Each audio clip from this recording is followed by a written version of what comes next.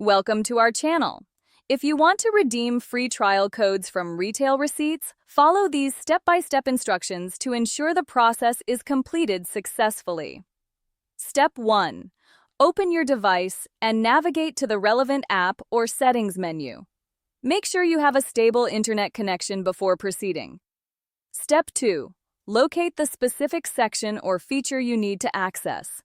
This might be in the settings menu, account options, or within the main interface of the application.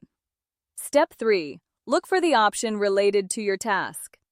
It may be labeled with clear text or represented by an icon. Tap or click on it to proceed to the next screen. Step 4.